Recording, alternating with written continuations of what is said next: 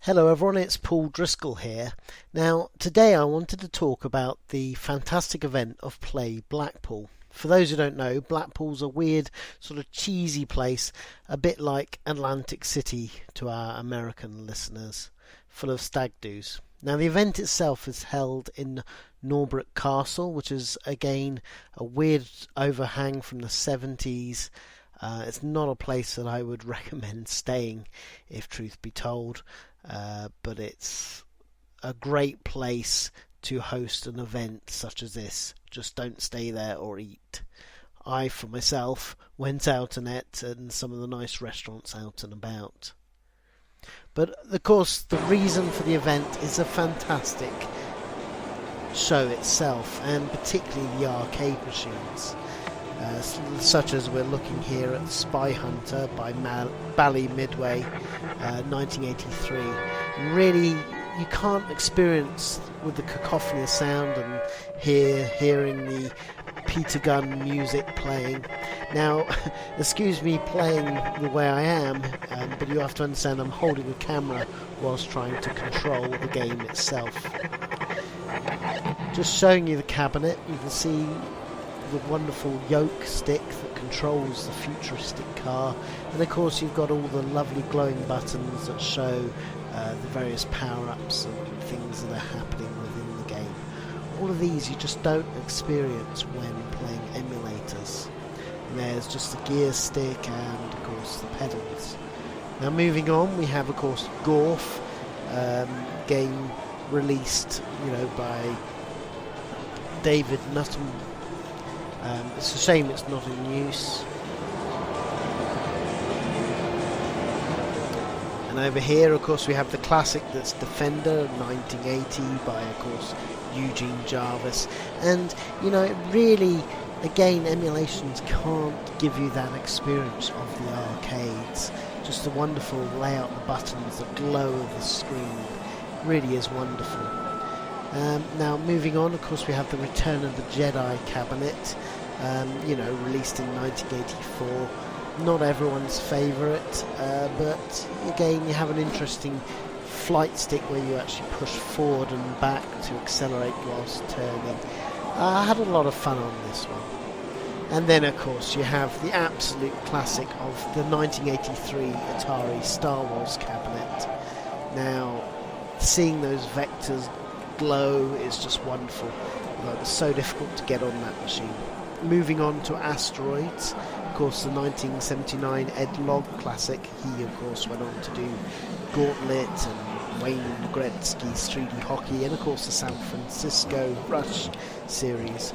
But I mean, going on to this, again, emulators can't give you that vector experience of the glows. There is the arcade emulator of AEE, but still nothing captures the original arcade cabinet, and that's what's so great about the events like this, being able to see games like this. Now moving on to the Namco classic, Galaxian, and quickly moving on because I was playing on there, the Pac-Man, the classic machine, of course, 1980 by Toru Iwatani, of course. Again, just seeing that wonderful glow of the machines, and it's a beautiful cabinet, very striking. Sorry it's so dark with the camera, but I'm doing my best here. Now we have Crazy Kong. Now most people think this is a bootleg, but actually Crazy Kong was an officially licensed version of Donkey Kong released outside of the US. And it has all the features, just slightly redrawn graphics, but it's a great, plays just like Donkey Kong. Now moving on to another favourite of mine, actually, Pack and Paint, Curie Electronics in 1986. I had a lot of fun with this. I've never played it before. It's very much like Pac-Man, but you're going to sort of paint the levels. Let me just show you what it's like. So you play a paintbrush, no idea of his name, and you just have to go around the levels like Pac-Man and dodge the weird ghosty type things. I think there are other paintbrushes. But what's great is there's lots of other things going on. As you see, there's tunnels, and you see that hole moving around, which can block your path. So there's so much going on, much more than Pac-Man. And you know, I mean, remember this was 1986, so a few years later to Pac-Man, but I think it's a great kind of Pac-Man game. Okay, moving on, of course, we have the classic Tempest, you know, released in 1981. And of course, Missile Command, another absolute classic. Both of these done by David Thura, of course. Now, of course, we have the brilliant Daytona. Very difficult to get on that machine. But let me show you this one, because you don't often see it. WEC Le Mans 24. Now, this is a Konami game, you know, released in 1986. And I had a lot of fun with this. A lot of people didn't really bother with it, because it's not so fondly remembered. But it's a game that really doesn't emulate well. But when you try it on the arcade, it really kind of works. And if you can hear that clicking sound, this is quite an early example of a sort of having some sort of rumble pack built into the arcade. Now, you know, you've got to remember that this game was 1986, as I mentioned, so, you know, that's pretty early on to be doing a rumble pack. I'm sure there's other examples out there, but it's certainly one of the earliest examples I know of. I'll just show you a little bit here. Let's just take you to the extended part, and we'll just leave it there. Now, of course, we have the Yu Suzuki Classic Super Hang-On. Now, you know, such a great machine, you know, released in 1988 by Yu Suzuki. Now, let me just, sorry, it's just difficult controlling it here, but let me just bring this up so you can see, choose my favourite track of the winning run, and start it up. Okay, now this is of course the sequel to the 1985 classic Hang On, but this is a much better game.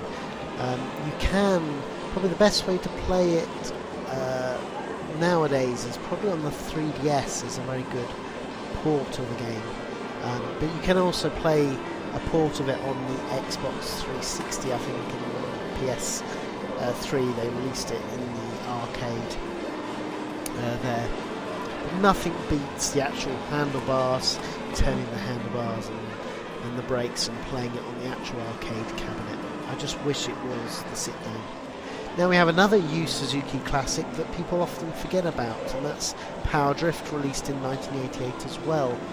Now I think it's really ahead of its time. Let me just start this up, because again, this is before Mario Kart, remember, and it's one of the first examples I personally know of where you actually had distinct characters. And not only that, it's a really fun game because you have these crazy tracks going up in the air, and this is one of the earlier levels that's quite tame compared to some of the later levels. As you can see, it's a game that just plays really, really well, and it's such a shame that the only decent home port is probably on the PC Engine or the Saturn port that was only released in Japan. You can see there the steering wheel and the gears. It's just, you know, gives you a good sense of that game. There, of course, the classic, other Yu Suzuki classic Outrun, but somebody's on there, so let's just move on. And of course we have another Yu Suzuki classic, of course, that is Afterburner 2. This is the sequel to Afterburner, released in 1987. Only a slight modification to the original, to be honest. Not really a sequel in my opinion. Of course inspired by that 1986 film Top Gun. And I just want to show you there that lock on, that wonderful glow. Again, these are things you just don't experience in the arcade. A great port of it, of course, is on the Sega Saturn, as the Sega ages. But let's move on back to Outrun. Now this, as people probably know, is one of my favourite arcade games.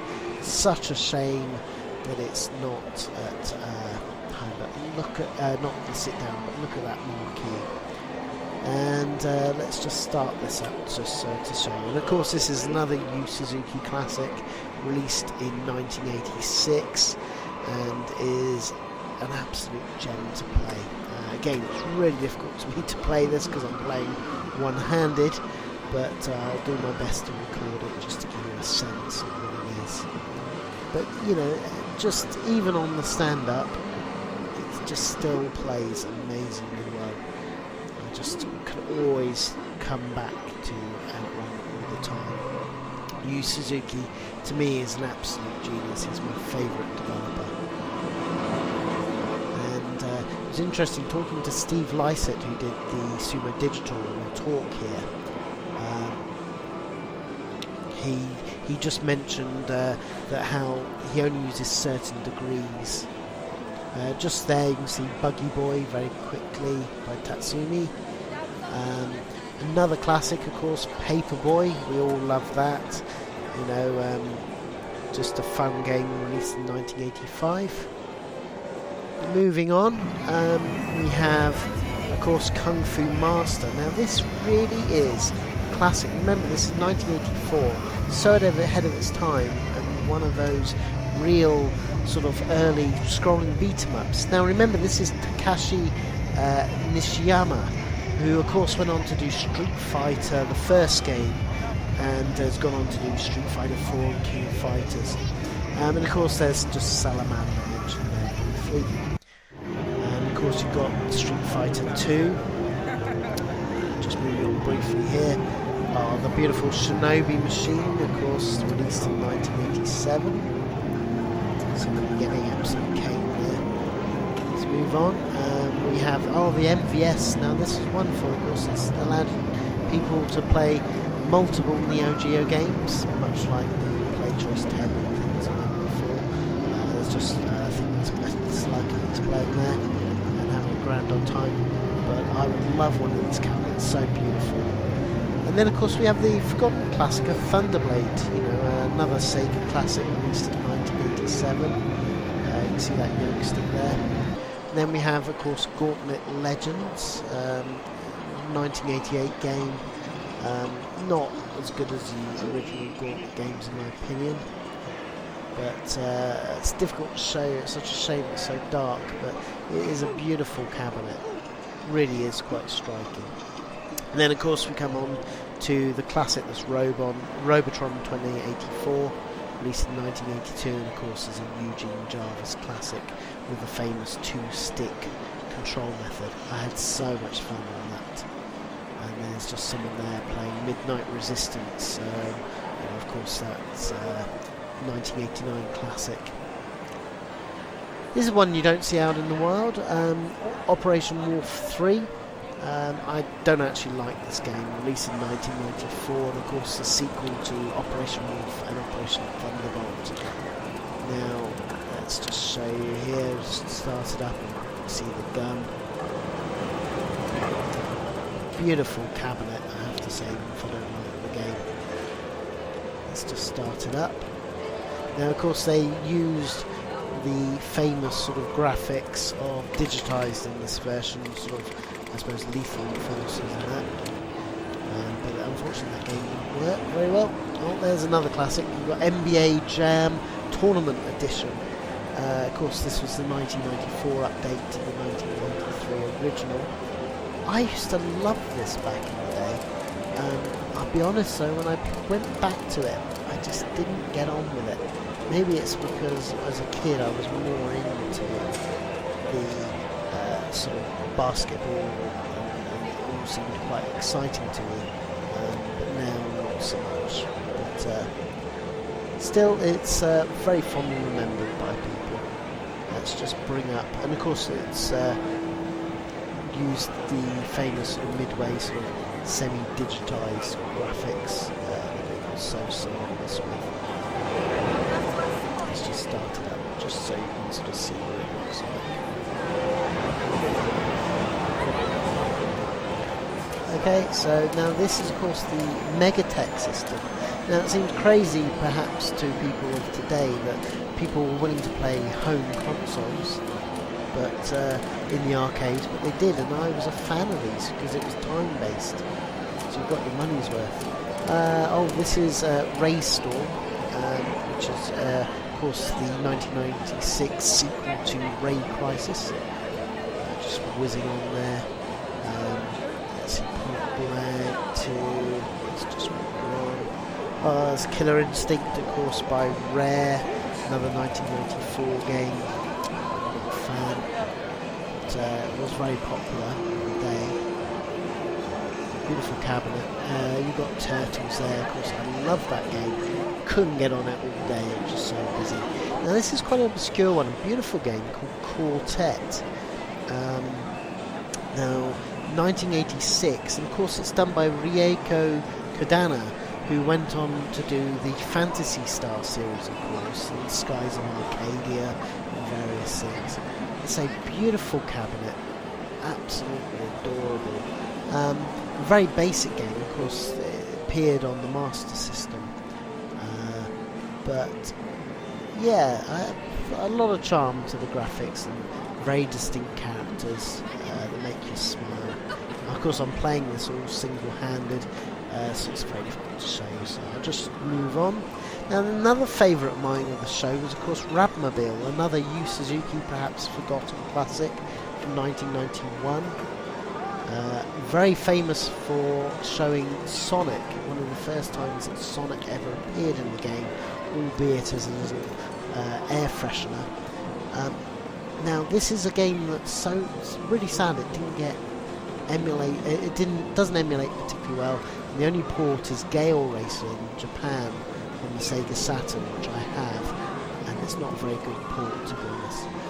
The arcade is such a good version, and there's a lot of ideas with this. One of the things that's nice with Rad Racer, not only do you have that sort of twisting roads and things that's all unique, but every level, it's a bit like sort of following on Outrun, but every level offers something new. So here on the first level, it's just a standard racer, and then suddenly you have on the second level, in round 2, beware of oncoming cars, and you have to worry about cars coming in.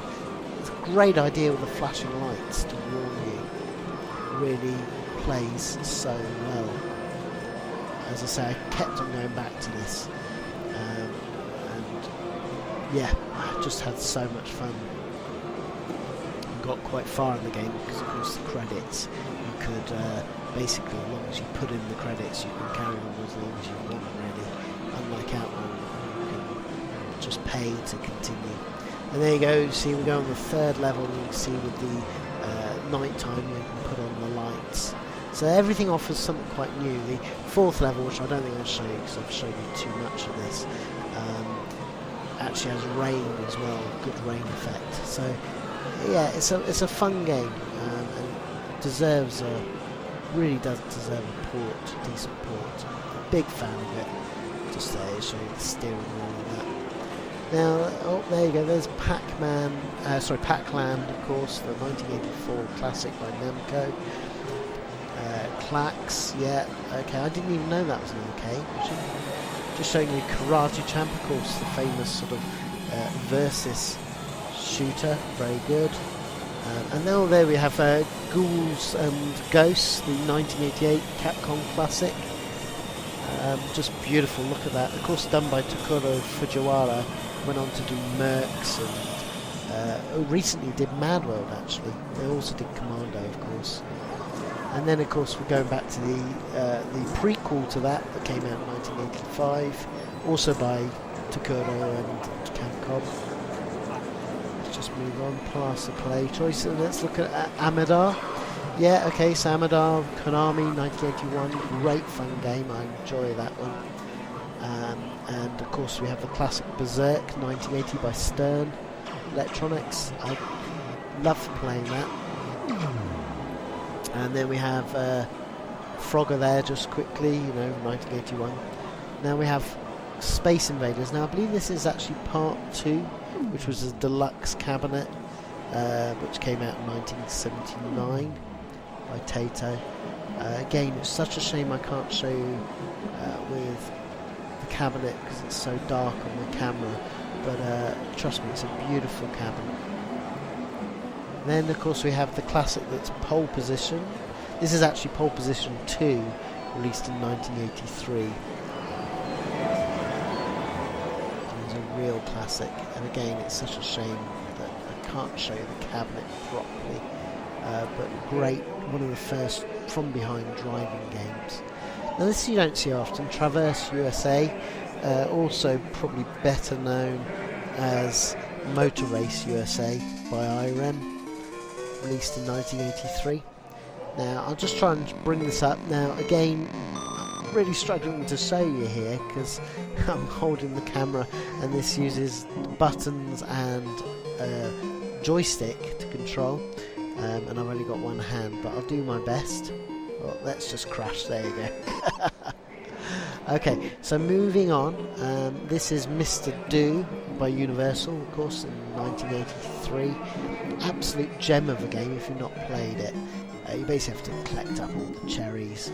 A lot of people much prefer this to Dig Dug, which was of course more famous. Then of course we have the sequel to Centipede by Ed Logg, which is Millipede. He also did this by Atari. Again, it's such a shame I can't show you the cabinet properly, but it's beautiful to see. Then we have of course the classic that's Time Pilot. Now this was Konami and was so ahead of its time. Probably one of the early shooters. And then of course Space Harrier, another Yu Suzuki classic there from 1985. Just this blew me way back in the day. Just look at that cover art. So such a shame I can't get on all of these. This is one you don't see very often. It's Juno First by Konami. Very similar to Radar Scope, the infamous Nintendo game that they had to sort of swap. But good fun. On there is a beautiful Q*bert machine, of course, by Gottlieb in 1982 and by Warren Davies. There's Dig Dug, the old classic, 1982 by Namco. Lovely machine. Let's just bring this up for you so you can see. Again, it's just so, nothing beats the experience of the real arcades, and in the background to hear all that cacophony of sound. There's somebody gone quite far by the looks of it on Bubble Bubble, the old classic, 1986 classic, of course. And then, of course, you've got Puzzle Bobbles going on to 1994, also by Taito. Oh, I love this game. That's, of course, Galaga 88. But let's show you Nemesis. Of course, we know it better as Gradius. It was known, the first game was known as Nemesis outside of Japan. And there we have Speed Buggy again, which is, of course, Buggy Boy, as we know. I really enjoyed playing that. And there's just Paperboy again. I just want to show you now I can get on the machine, just show you the sort of control sticks. You can see how you can push forward to accelerate and brake. Really adds a lot to the game that you just don't see through emulation. It just doesn't work. Now of course that's Battle Zone, I'll try and show you that later, and that's Arkanoid. And then of course somebody attempting the champ to beat the score for Pac-Man. I don't think he did very well. I don't know, but certainly a hell of a lot better than I did. Now of course there's Battle Zone, as you can see, Atari 1980. Again, I'll try and show you this, but it's a 2-stick and I'm holding a camera. But as you can see, beautiful game, and the vectors really pop out at you. You just can't get that experience in the home. Another favourite of mine was, of course, Hunchback by Centurai Electronics 1983. Now again, I'm not going to be able to show you this properly because only got one hand and you need two hands for this. I can get quite far on this normally, but for now I'm just do a quick jump and die just to show you a little bit of that game. And then just briefly Rally X. But of course there was loads of other things. You had that Waggle Mania by Team 17. Had lots of competition things going on. And you can just see there the amount of games they had on offer. Just wonderful. There's the Steel Battalion. I'll try and show you that in a bit if I can. So good. These are things that you just, unless you're very lucky, you wouldn't see. Oh, there's my friend Charlie. Right, Charlie. You can just see there's so many great games. Just to show you again, you've got the Jaguar. Some people are fans. I'll be honest, I'm not really a fan of the console. But look at that for a controller. Let's just show you that with all the buttons. How they thought that was going to be a good idea. And of course there's the CD TV by Amiga. Another misstep. And there you go, love controller. Of course they made it like a remote. Just not a good system really to play. I had a go on Xenon 2 and it really didn't play well. I was quite disappointed. Probably best to get a 570 add-on for your Amiga, to be honest, if you want to experiment with CD TV, in my opinion, because that just plugs in. There we got the 3DO. Huge fan of the 3DO. Of course, a lot of those were developed by the people who did the Amiga, and of course we have the CD32, another Amiga console, basically at 1200 in console form. Another fan. It's a great way of playing Amiga classics. I have a lot of time for my CD32. Now let me just show you here. This is of course Steel Battalion. Now you don't see this very often, but you get an idea here. You can see so many ridiculous buttons. This just took ages. Let's go on here. There's a beautiful Sega Genesis 3. Look how tiny that is. Absolutely gorgeous. And of course it's playing one of the best shooters on the Mega Drive, many consider, which is Musha. Let me just try and bring it up. Now you've got to bear in mind I'm playing single-handed here, but just to give you a sense, not the prettiest looking game, but plays exceedingly well. Great fun. I personally, it's not my favourite shooter on the Mega Drive, but it is many. Let's just move across here. Where shall I show you? There you go, we've got the Neo Geo. Absolutely amazing that they allow these carts plugged in. The trust that these people have, that people aren't going to walk off with these classic games. There's just some people fighting on the Neo Geo. Very popular systems, of course. Now over here, this is a system I love. This is of course the PC Engine Core graphics. I so want one of these. And look at that lovely controller. So many classic versions came out on the PC Engine, of course, here, and often there were best versions back in the day. Here of course is R-Type. I mean, just look at that. You know, considering the time this came out, this really was a classic. Really, sorry, it's quite difficult to show you whilst playing, but let's just move on. Ah, drool. I'm just drooling over that console. I want it. There you go, the Shuttle PC Engine. I find it a very weird shape. I'm not sure if I quite like it. It's great to capture these machines. But look at that unique Japanese game. I'm not entirely sure what that is, but I had a go on it and it's quite good fun. It really is quite good fun. Look, it's such a unique, beautiful machine. Absolutely adore it. Oh, just look. There we go. Now let's just move around here. Then we have, of course, the Super Graphics, the other PC Engine, the 16-bit version. And look at that game. Amazing games that it will play. Absolutely amazing. Such a range. And of course there's the infamous Philips CDI, which of course famously has some Zelda games and things. It's a shame they didn't put on something like Hotel Mario or something. Instead, they put on this sort of Uridium poor rip-off, which wasn't fun at all to play. But there you go. Just let me show you the controller there. Okay, let's just wander over. Yeah, it gets a bit dark here, but you can see the various things. And then in the back room you had the BBC library there, and also more consoles to see. And there we have, of course, Chucky Egg on the BBC that my friend was absolutely insane with. He played it pretty much the whole day. So the idea is, this is of course Tron Deadly Discs, and the idea is to shut all the doors.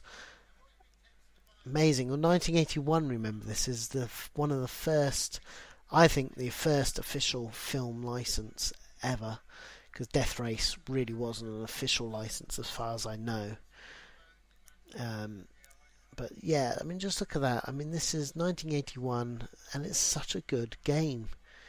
As I say, every time you get hit, you run slower and slower. That's why he's going. That's the reason he's going quite slow.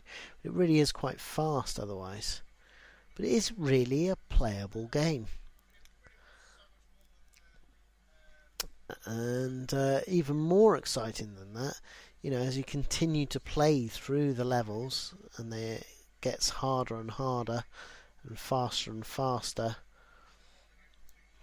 it's good fun. But beautiful console. You see the guy playing really knows his stuff, how to play this. But beautiful on that television machine.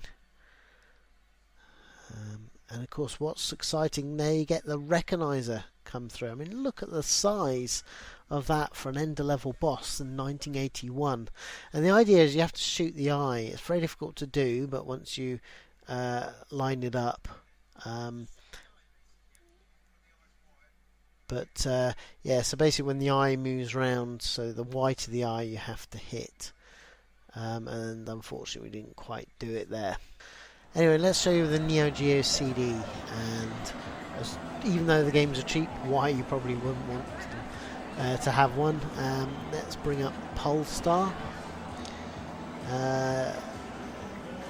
Unfortunately, you see, of course, with the Neo Geo long loading times, would be on the CD, because of course they were designed on cartridge. There's a controller there, and you'd always see that bloody juggling monkey for ages.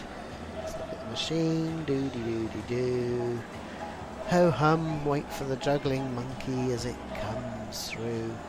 But I'm sure it's going to be fun. We're going to get in the game of Polestar now, surely. Let's get in the game of Polestar. Oh no, it's a cutscene. We waited all that time for the juggly monkey to see a blooming cutscene. Still, it's quite a pretty cutscene, I suppose. It's quite pretty. Yeah, let's have a look. Nice controller. Nice layout of buttons. Oh, we got the juggling monkey again. I'm fed up. I'm getting out of there. So let's move on. Now this is a classic. Project Justice, or Rival Schools 2.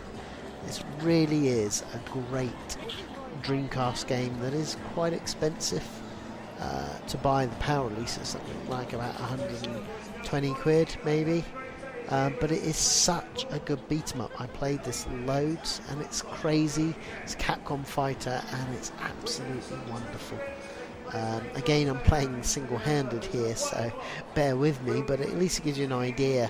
There's so much craziness that happens. There's, like, you'll see some special moves where they even take a photo of everybody all smiling at the camera for a bit on these sort of special defeat moves. It's just a fun beat 'em up, and I really want to get this on my Dreamcast. Now moving on here, we see the Fun Stock stall. There's Mr. Sid's Sam's Dyer, brilliant Amiga book there, just so good, well worth 30 quid. You've also got the Retron trio there, That was quite cheap, really, 60 quid. Still is emulated. So now a lot of the stalls were dedicated with modern gaming.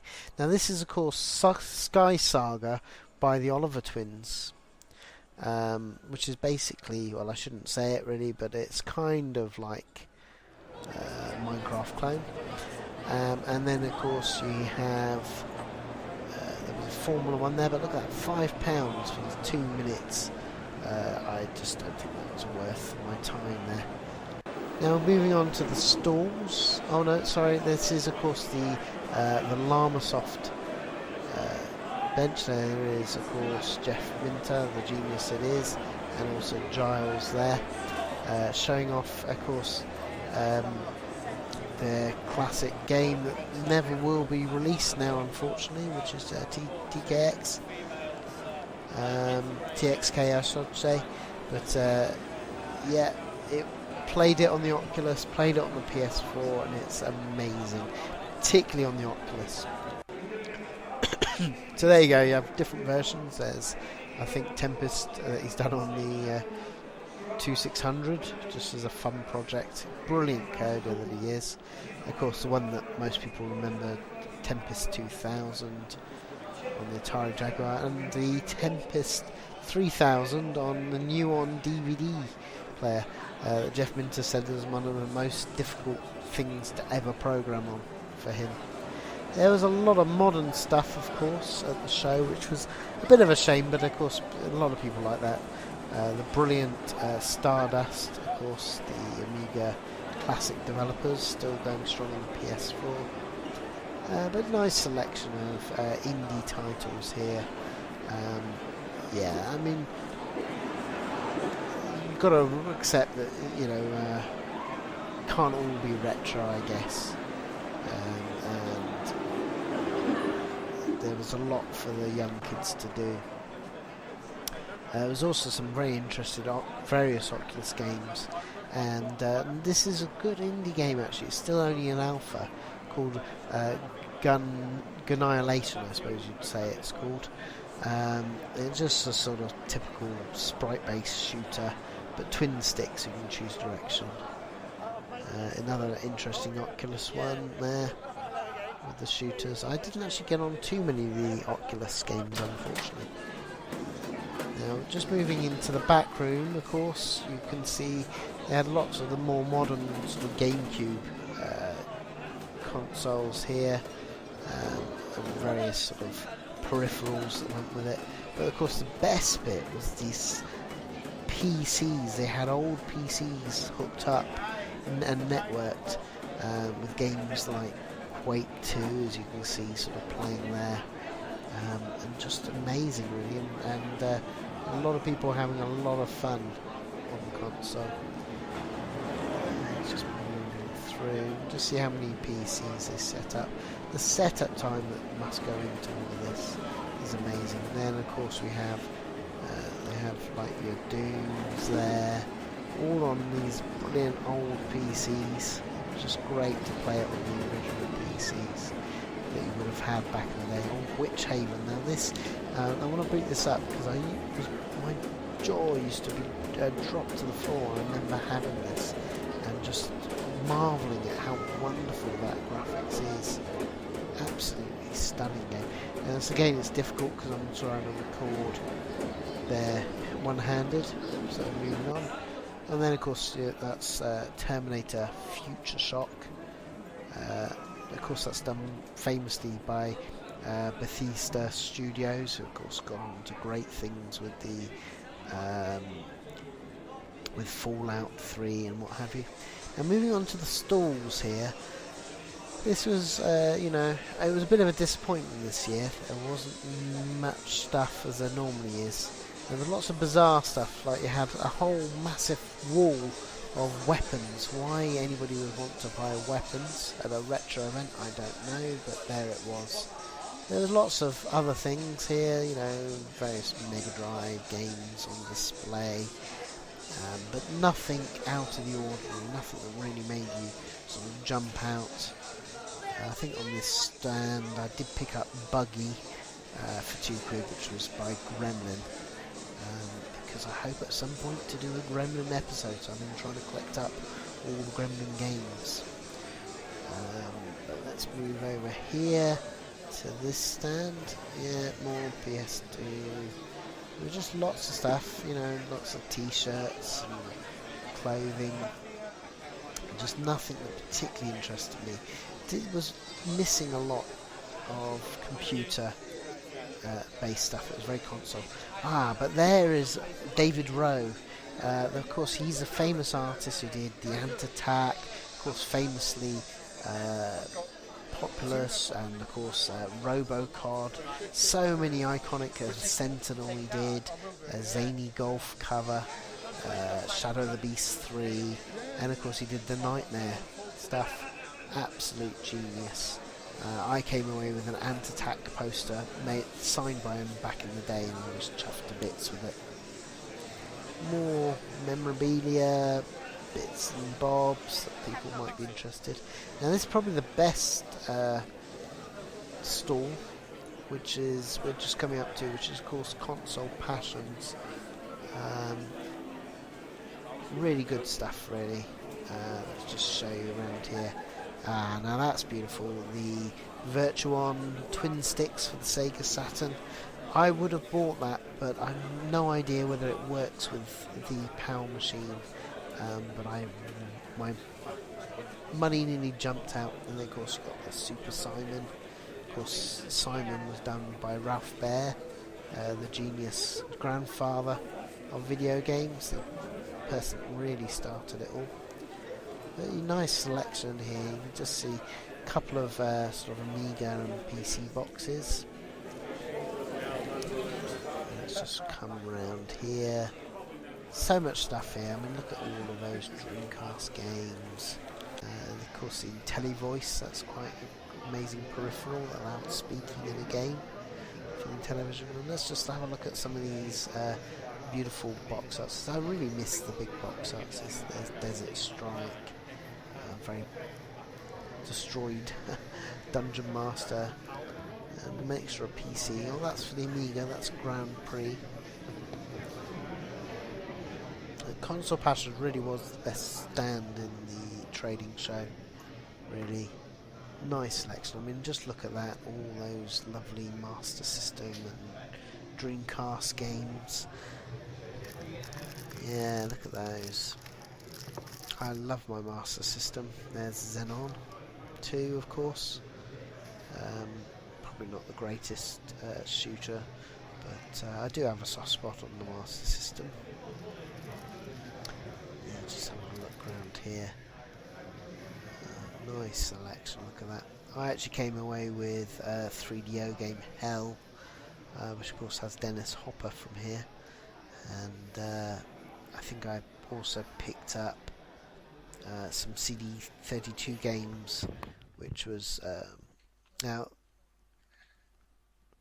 of course, we were lucky enough to meet the Oliver twins and even interview them for a whole hour. Really was a long interview and a fantastic time. The guys are real gentlemen, and I'm so honoured to have met them. Really is a highlight in my life to have finally met them. You can see me smiling there. They also brought some original artwork. I mean, this is the map from a fantastic Dizzy game they did, of course. And let's just zoom in there on different parts. You can see how meticulously they used to draw out the Dizzy maps. Might give people ideas if ever you're designing things, sort of how they personally went about it when designing a Dizzy game. Of course, there was a speech with Steve Lysett.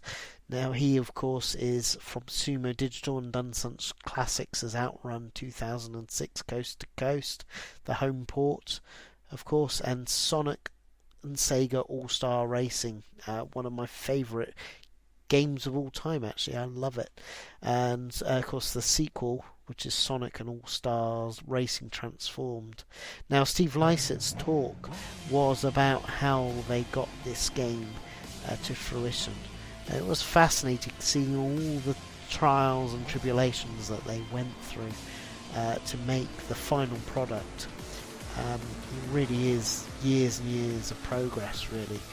But he said some fantastic inside stories. One of the ones that really sticks with me, he mentioned how the genius it is, of course, Yu Suzuki, and how in Outrun 2, all the corners are only three gradients, three sort of curves, because Yu Suzuki knows what makes a good corner, so make sure that all the track designs only follow those true gradients, and that's why Yu Suzuki games are just so fun, because the guy is a genius.